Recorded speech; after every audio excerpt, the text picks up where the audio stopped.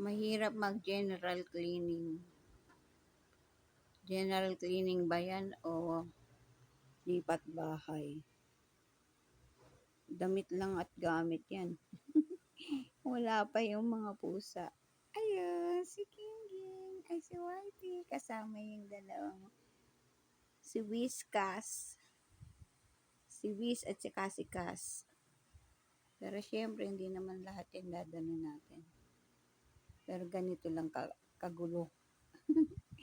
Ganito kagulo mag-impake. Impake ba yan? Di ba nga, Holy Week ngayon? Pag natigok naman tayo sa buhay, hindi naman natin madadala ang mga yan. So, kung ano lang ang kaya nating buhatin, yun lang. Pag namatay tayo, hindi natin madadala yan.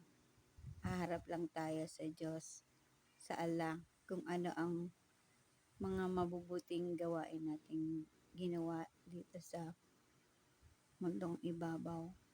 Kaya, hindi importante ang mga material na bagay.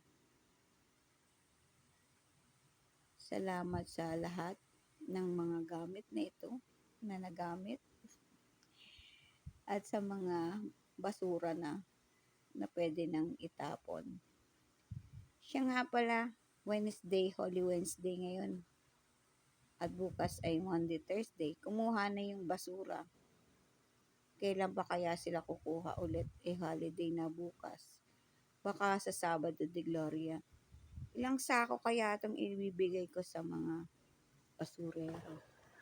Nangako akong ibibigay ko yung mga damit na yan. Mahirap rin naman kasi talaga.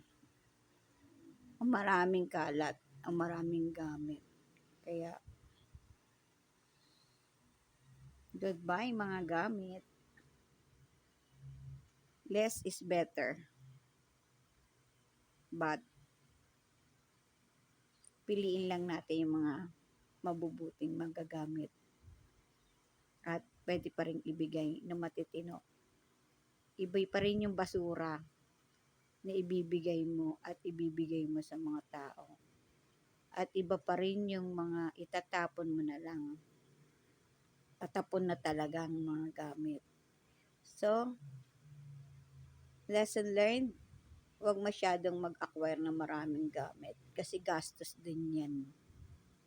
Sabi nga, bakit hindi ko ibenta na ukay-ukay? 5 piso, piso-piso, pero para pagod lang yan. Bigay mo na lang. Bigay na lang natin yung mga hindi na naman natin talaga ginagamit. May mga bago rin akong binili dito. Like yung cage, yung hawla, yung stroller na bago. Ayan, stroller na bago para hindi mahirapan si Gingging. Tsaka mahirap maglipat. Buti kung kabilang bahay lang yung paglilipatan mo. Ayoko na rin na maraming gamit. So, this is Sip Pansit. Ang inyong tita Amelia na bibigay payo para sa pagde-decluttering.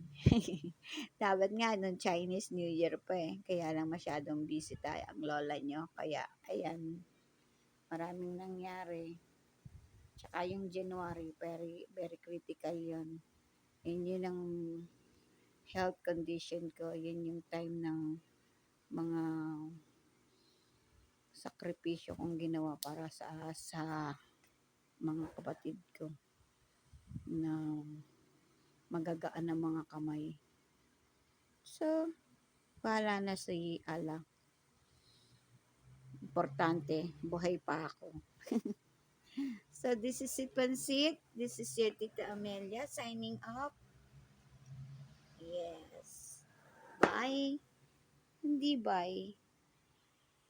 Till next video.